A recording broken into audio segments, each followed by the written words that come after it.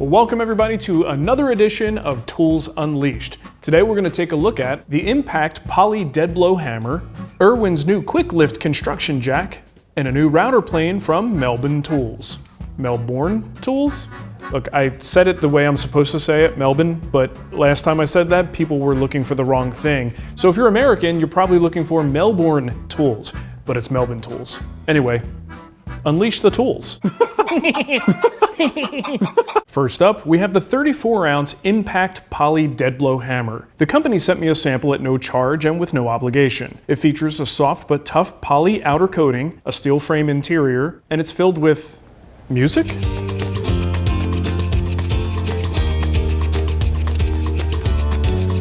It's 100% made in Canada and is available for $104. I'm going to pretend not to be fazed by that number while we talk a little bit about what exactly a dead blow hammer is. If you're not familiar, a dead blow hammer is a non-marring plastic hammer that usually has a metal core and a shot-filled head that makes it great for assembling furniture without denting or rebounding. Impact's dead blow hammer definitely seems like it's best in class for something like this, but what makes it different than a regular dead blow hammer? Well, first, it's square. I never thought about it before, but most dead blows are round, and a square head does offer some advantages since it can get into corners. Second, the core is made of steel that they say is twice as thick as most competitors, and the end caps are fully welded. Third, most dead blows have a part of the shaft that goes right up into the head, which interferes with the movement of the shot. On these, the head is a wide open chamber, and all the shot is free to move back and forth, which should make the hammer more effective. Fourth, they have a lifetime warranty on structural failures, including welds, materials, and shot leakage.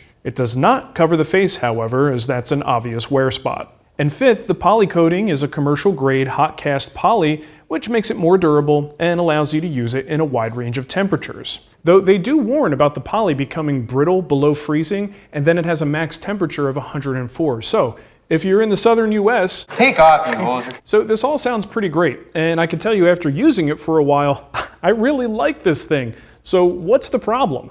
Well, it's the price. This retails for $104. Most typical dead blows that woodworkers will use cost about $10 to $20. Now this is probably made from Chinese recycled radioactive plastic, but you can't beat the price. Looking at their website, it's pretty clear that their typical target market would be metalworkers, fabricators, and in that environment, dead blows probably take a serious beating, so investing in a good one probably makes a lot of sense. But for woodworkers, even a crappy dead blow hammer will usually get the job done and will probably last your entire woodworking career. This is one that I've had since I started woodworking. It's over 20 years old. And you know, it's got a little bit of crap on it, but ultimately it still works. So while I don't really want to be negative about what is actually a very good product, and ultimately with Tools Unleashed, my goal is to kind of just show you products. I'm not necessarily giving in-depth reviews.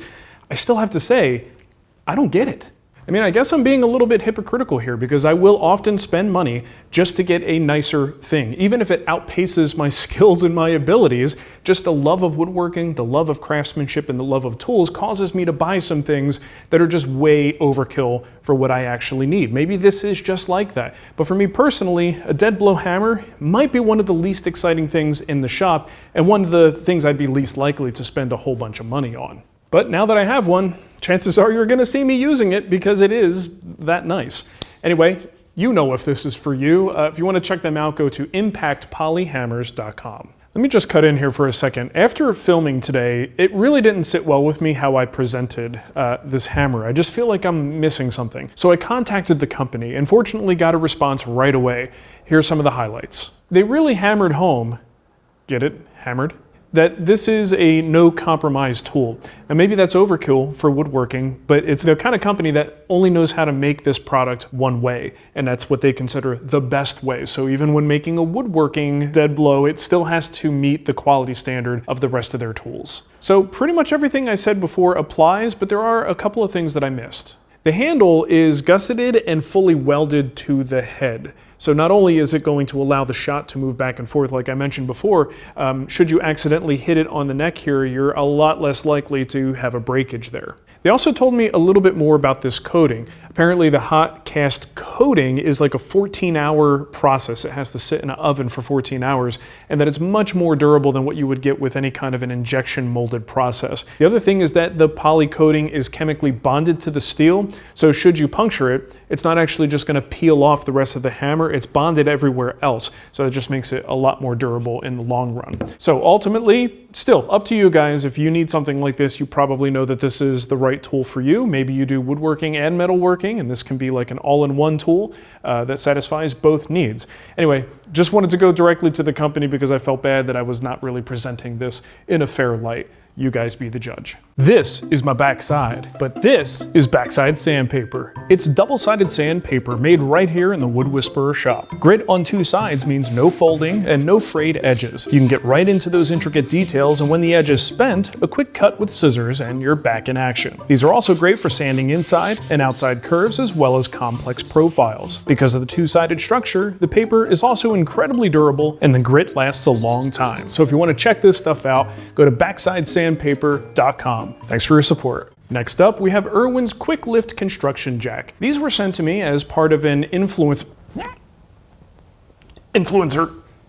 I hate that word, influencer promotion. They retail for $99 and they're rated for 330 pounds with a 10-inch lift capacity. The base is slim and tapered and has countersunk holes for attaching to stuff and things, I guess. Simply pull the trigger to jack things up and hit the inner trigger for a controlled descent. The dial on the side allows for a no-load, free adjustment. So these guys arrived months ago as part of a influencer campaign. It's funny, some of these companies really go all out in trying to woo influencers. This thing was so overpacked, it actually came with instructions on exactly how we should promote these things for free for the company. So I'm not a big fan of that. And ultimately, this is not something that I would normally have a whole lot of use for. But just recently, we moved my workbench around for an event that we had here, and when I put it back, I needed to kind of scooch things around. And I'm trying to protect my back more and more as I get older. Then I remembered I had these, and suddenly I was able to move my bench very easily. So let's say you'd like to get a dolly under this workbench, and if you had two people, certainly one person can lift, the other can slide the dolly underneath, but let's just assume you're by yourself and you're like me and you are very protective of your back. You just slide this guy under here. You see it's pretty thin. You can get under that leg. And mine is not level. I wonder if I can get that other one under there. Maybe if I lift up. No, that puts too much pressure. Here's what we're going to do. I'm going to put this guy in the middle. At the center, should be able to get this guy under this leg by lifting up at the middle. Now I can get under that leg. And then from here, one-handed, I can actually crank this thing up like this.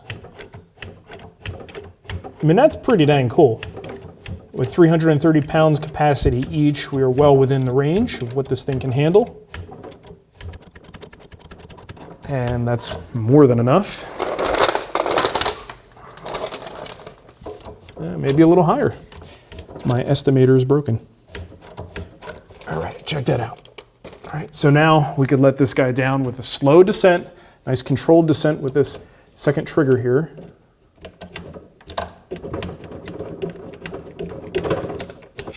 There we go.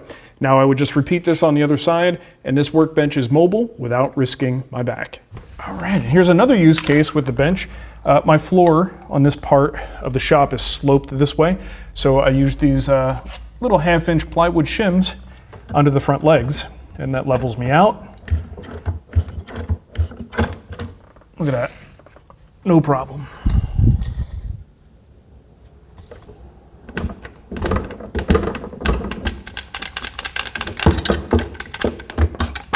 Nice. So I definitely think I initially misjudged these. These are incredibly handy to have around, and just in this one use case, I am so thankful that I had these in the shop. So if you want to learn more, go to irwintools.com, and I'll also put a link in the notes that'll be an Amazon affiliate link. If you make a purchase through that link, that helps support the show. And finally today, we have the Melbourne Tools router plane, sent to me for free by the company. This guy retails for a very reasonable $169. It comes with a 1/2-inch blade and a fence. 10 additional size blades are available in both metric and freedom units and are made of M2 high-speed steel. So I mentioned that I got this for free, but that's not quite the full story.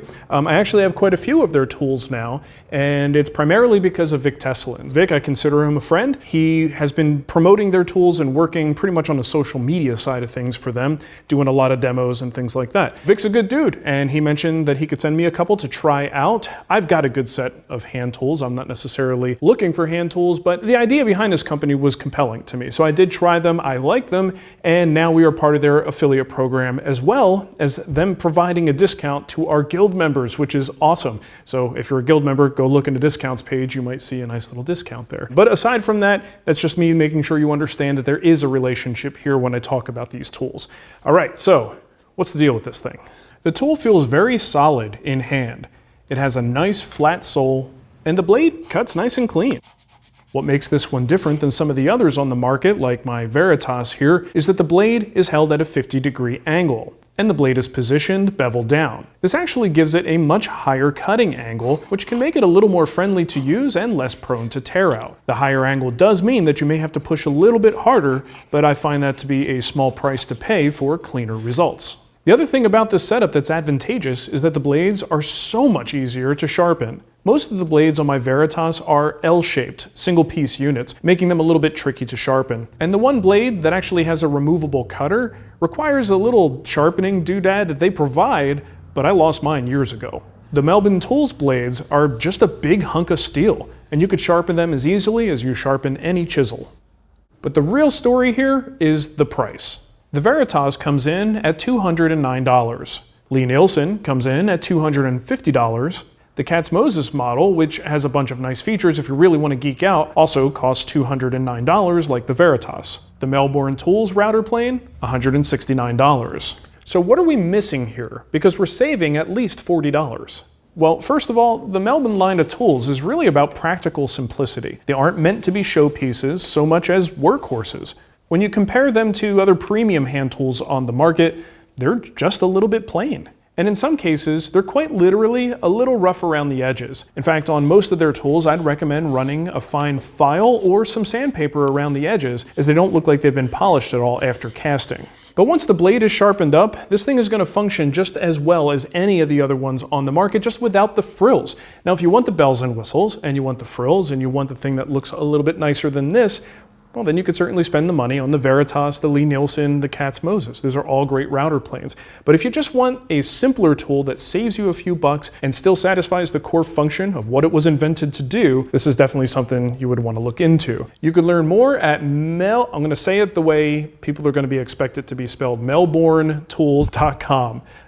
Use the link in the notes. So that's going to do it for this edition of Tools Unleashed. If you have questions, comments, or personal experiences with any of the tools we talked about today, go ahead and use that comment section. Let us know about it. Thank you for watching, everybody. We'll see you next time.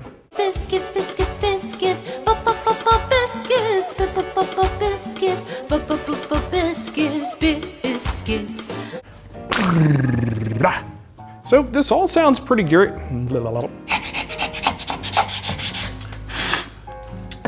Oops. That's why I shouldn't chew gum and woodwork at the same time. That is nasty.